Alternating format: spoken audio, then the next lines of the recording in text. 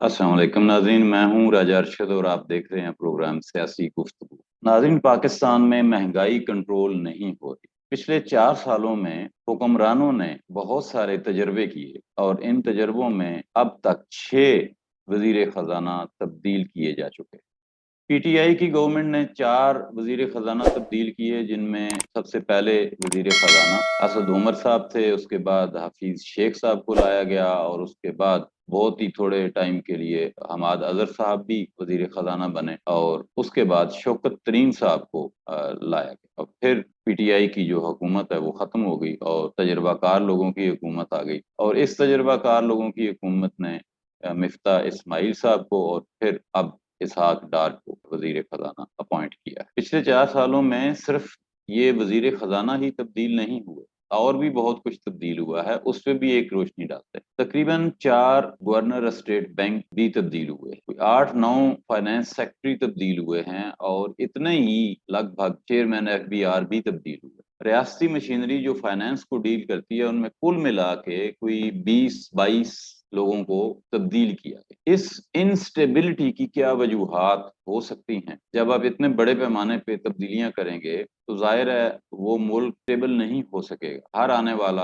अपनी पॉलिसी लेके आता, बाज़ औक़ात ये पॉलिसी बिल्कुल ही एक दूसरे से मुतजाद होती। नाजरीन, सियाने कहते हैं कि जितनी मर्जी बंदे तब्दील कर लें, अच्छे से अच्छे माहिरीन को ले आए, दुनिया भर के माहिरीन ले आए, लेकिन अगर आपका माहौल खराब है तो आप कोई बड़ी तब्दीली नहीं ला सकते। माहौल से मुराद इदारों के अंदर का माहौल, इदारों के अंदर की करप्शन, इदारों के अंदर की नालायकी, ना अहली, काम ना करना, काम को अहमियत न देना, सही फैसले न करना, सियासी दबाव, समाजी दबाव, महंगाई का असर, कर्जों का बोझ, डॉलर का रेट काबू में नहीं आ रहा, ये सारे जब प्रेशर होते हैं ये पूरा एक माहौल बनता है। और इस माहौल में जब आप बंदा भी चेंज कर देते हैं तो उसका सिर्फ एक ही मतलब होता है और वो मतलब होता है कि मुल्क ने ठीक नहीं या इस फाइनेंशियल मसले ने हल नहीं। इस सारे अमल में एक चीज बहुत ज्यादा इंपॉर्टेंट होती है और वो होती है लीडरशिप। लीडरशिप ऐसे माहौल में ये फैसले करती है कि उसे क्या करना। क्या वो प्रेशर को कबूल करती है, क्या वो डर जाती है?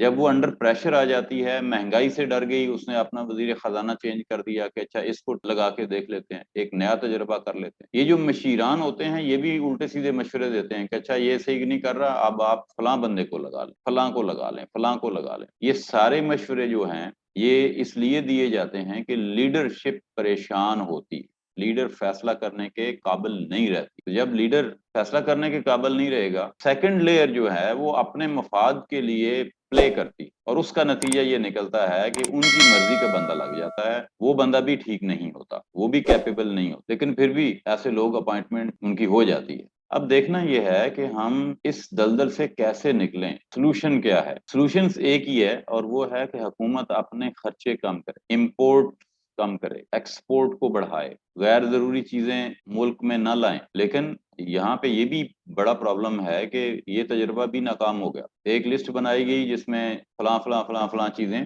नहीं आनी चाहिए मुल्क के अंदर, ये गैर जरूरी, और चंद दिनों बाद फिर जब उन पे प्रेशर पड़ा, अमीर लोगों ने कहा कि ये तो हमारी जरूरत की चीजें, हम तो इनके बगैर नहीं रह सकते, फिर छूट देनी पड़ी, फिर दोबारा लिस्ट के अंदर तब्दीली करके उन्हीं चीजों को फिर से शामिल करना पड़ा। तो ये तमाशे सियासतदानों के, हुक्मरानों के, हमारे लीडरों के, ये कौम देखती चली आई है और अभी मसलसल देख रही है। जब मुल्क क्राइसिस में है, माशी बहरान का शिकार है, तो इस मुल्क के अंदर इस वक्त तारीख की सबसे बड़ी काबीना मौजूद, 74 रुकनी काबीना। अब इस 74 रुकनी काबीना में लगभग 20-22 लोग ऐसे हैं जिनके पास कोई ओहदा नहीं है, मशीरान बेमहकमा, इनके पास कोई पोर्टफोलियो नहीं है, कोई कलमदान नहीं है, कोई महकमा नहीं है, कोई पता नहीं ये क्या करते हैं। लेकिन इन सब मशीरों को, इन सब वजीरों को, इन सब चहेतों को पाकिस्तान के कौमी खजाने से नवाजा जा रहा है। इसके साथ साथ सैलाब की तबाहकारियां, और अब सैलाब में जो जिंदा बच गए हैं लोग, उनके अंदर बीमारियों ने वहां डेरा जमाया हुआ है। हमारी हुकूमत के पास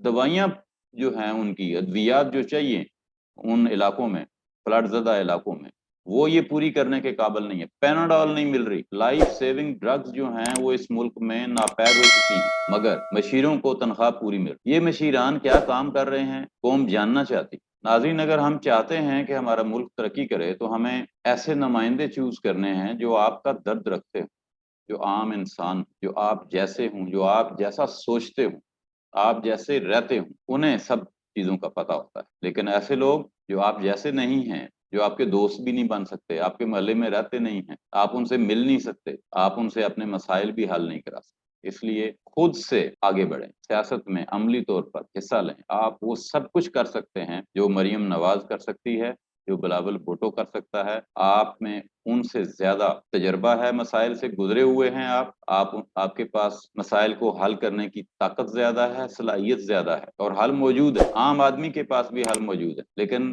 अगर हुक्मरानों की नीयत ठीक हो तो तब मसले हल होते हैं। और हमारे हुक्मरानों की जो नीयत है वो ठीक नहीं है, क्योंकि अगर इनकी नीयत ठीक होती तो ये अपने अखराजात यकीनन कम कर, अपनी अय्याशियां कम कर देते। ये वजीरों और मशीरों की फौज, जफर मौज, जो पाकिस्तान की तारीख में सबसे बड़ा नंबर है, 74, 74 काबिल मजम्मत है। 10, 12, 15 बहुत होते हैं अगर काम करने वाले निकम्मे हूं, तो ये 74 से 174 भी कर दें तो पाकिस्तान की किस्मत नहीं बदलेगी। अपना, सारे पाकिस्तान का और तमाम इंसानों का ख्याल रखिएगा।